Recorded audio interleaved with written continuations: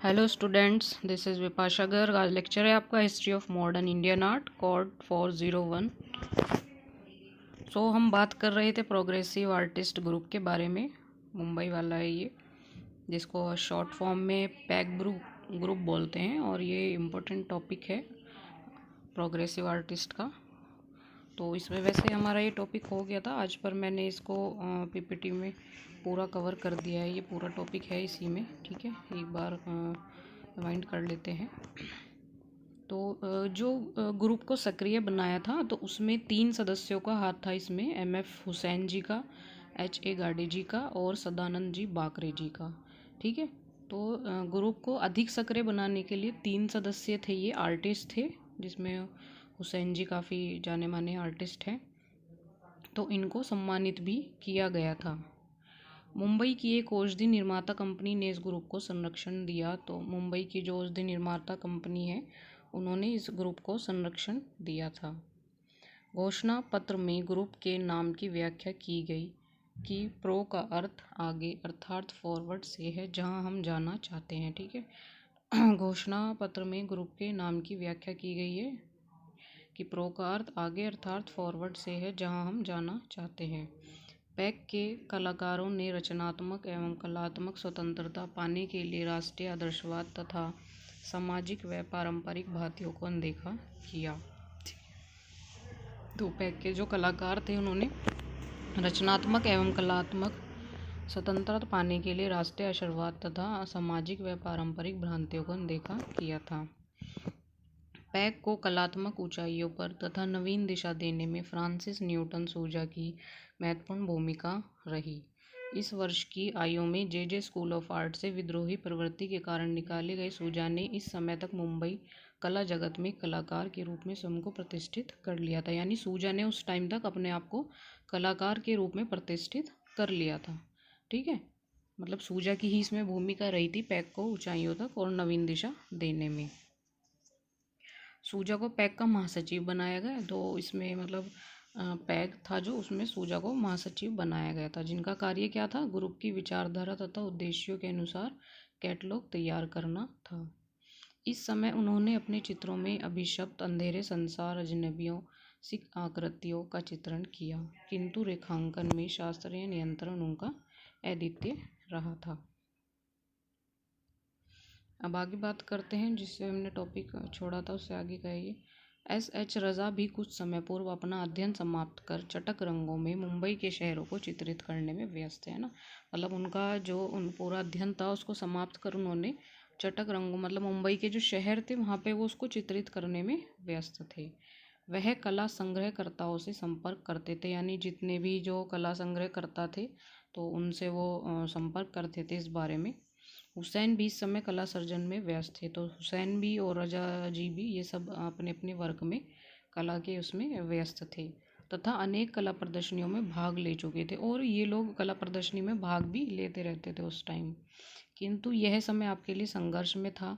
इस समय आप लकड़ी के खिलौनों से बच्चों के लिए फर्नीचर बनाने वाली कंपनी में कार्यरत थे। मतलब उस टाइम का जो वक्त था, वो उनके लिए काफ़ी संघर्षपूर्ण था, और उस समय वो क्या करते थे, फर्नीचर बनाने वाली कंपनी में वो कार्यरत थे, ठीक है। किसकी, जो लकड़ी के खिलौने होते हैं उसकी।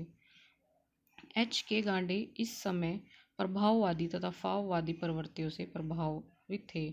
आपका कार्य पैग में कैशियर का था, ठीक है। पैग में मतलब इनका कार्य किसका था, जो H.K. जी थे, उनका काम पैग में कैशियर का था, है ना। और ये प्रभाववादी और फाववादी प्रवृत्तियों से ये प्रभावित थे।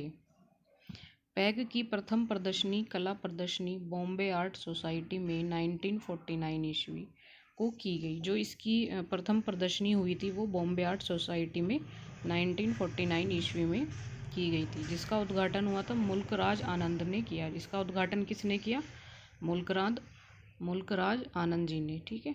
तथा संचार माध्यमों ने इस प्रदर्शनी का बहुत से प्रचार किया। मतलब संचार माध्यम से इन्होंने इस प्रदर्शनी का अच्छे से प्रचार किया था। 1940 ईस्वी में ही सूजा पर अश्लीलता का अभियोग लगाकर स्टूडियो में असफल छापा मारा गया। इस समय सूजा विदेश जाने की तैयारी में थे। यात्रा का खर्च निकालने के लिए सूजा ने एक प्रदर्शनी आयोजित कर चित्र बेचे और लंदन चले गए।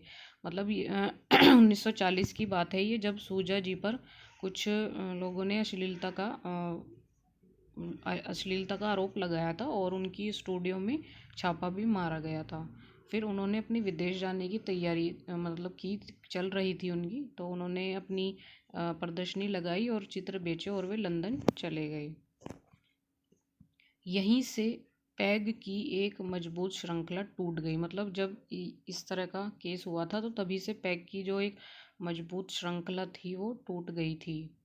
1950 ईस्वी में पैग की दूसरी कर प्रदर्शनी कलकत्ता ग्रुप 43 के साथ आयोजित की थी। मतलब इसकी जो दूसरी प्रदर्शनी लगी थी 1950 ईस्वी में, इसकी दूसरी प्रदर्शनी लगी थी, उसका क्या था नाम, कलकत्ता ग्रुप 43, ठीक है, उसके साथ आयोजित की गई। इस समय रजा फ्रेंच भाषा की छात्रवृत्ति मिलने पर पेरिस चले गए और बाकरे भी लंदन चले गए ना। उस समय जो रजा जी थे वो फ्रेंच भाषा की छात्रवृत्ति मिलने पर पेरिस चले गए और बाकरे भी लंदन चले गए। 1952 ईस्वी में पैग की तीसरी और अंतिम प्रदर्शनी हुई है ना। 1952 को ईस्वी में पैग की तीसरी व अंतिम प्रदर्शनी हुई। इस समय हुसैन भी यूरोप यात्रा पर चले गए। प्रमुख 4 सदस्यों के विदेश जाने से पैग में बिखराव आ गया। मतलब जब हुसैन जी भी यूरोप यात्रा पर चले गए थे तो इसके 4 सदस्य जो हैं वो विदेश जा चुके थे, तो इस वजह से पैग में बिखराव आ गया था। समकालीन भारतीय कला को पैग की महत्वपूर्ण देन रही कि कला को राष्ट्रीय दायरे से बाहर निकालकर पाश्चात्य कला की तकनीक एवं अभिव्यक्ति के समानांतर कला को अंतर्राष्ट्रीयतावाद से जोड़ दिया, है ना। तो ठीक है, तो एक बार कहते हैं कि मतलब जब सब लोग ये इधर उधर चले गए, बाहर जाने लगे, तो इसकी जो मजबूत श्रृंखला थी, मतलब एक पैग अपने आप में एक मजबूत था बहुत, तो इनकी जो श्रृंखला थी वो धीरे धीरे टूटती चली गई और उसमें बिखराव आ गया था, ठीक है। तो इसकी दूसरी प्रदर्शनी जो कलकत्ता ग्रुप है 43 है, इसके साथ आयोजित की गई थी। ये कलकत्ता वाली है, जैसे इसमें प्रोग्रेसिव आर्टिस्ट ग्रुप में 3 है, ये मुंबई, कलकत्ता और दिल्ली का, ठीक है। तो ये कलकत्ता ग्रुप 43 के साथ आयोजित की गई थी। और इस समय जो रजा जी थे वो फ्रेंच भाषा की श्रुति मिलने पर पेरिस चले गए थे, ठीक है, और बाकरे भी लंदन चले गए। यानी धीरे धीरे सभी जा रहे थे। जो रजा जी थे वो पेरिस चले गए थे और जो बाकरे जी थे वो लंदन चले गए थे। और 1952 में इसकी तीसरी और अंतिम प्रदर्शनी हुई। 1950 में तो इसकी दूसरी प्रदर्शनी हुई थी और 2 साल बाद यानी 52 में इसकी तीसरी और आखिरी प्रदर्शनी थी। जो इस समय मतलब जब ये प्रदर्शनी हुई थी तो इस समय हुसैन जी जो थे वो यूरोप चले गए थे। प्रमुख 4 सदस्यों के विदेश जाने से पैग में बिखराव आ गया। यानी ये 4 लोग सब विदेश चले गए थे किसी न किसी कारण से, तो इस वजह से इसमें बिखराव आ गया था।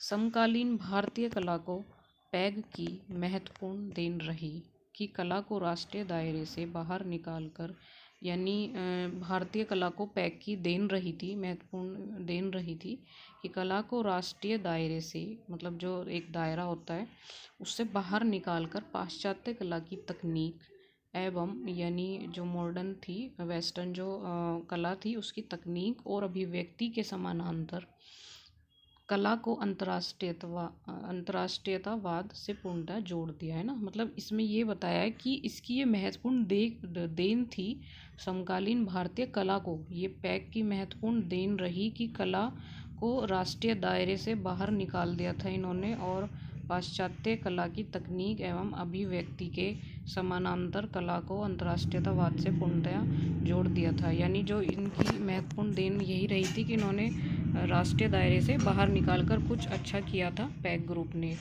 और वो क्या था कि जो आपकी वेस्टर्न कला है उसको तकनीक एवं अभिव्यक्ति यानी न्यू टेक्निक्स के समानांतर कला को इन्होंने अंतर्राष्ट्रीयतावाद से पूर्णतया जोड़ा था, ठीक है। तो आपके ये प्रोग्रेसिव आर्टिस्ट ग्रुप जो मुंबई वाला है ये आपका कंप्लीट है। नेक्स्ट अगला टॉपिक होगा इसको आप अच्छे से पढ़ लेना, समझ लेना, कोई दिक्कत हो तो बता देना। वैसे इम्पोर्टेंट टॉपिक है ये भी, प्रोग्रेसिव आर्टिस्ट ग्रुप मुंबई वाला। ठीक है, बाकी हम जूम पे डिस्कस कर लेंगे।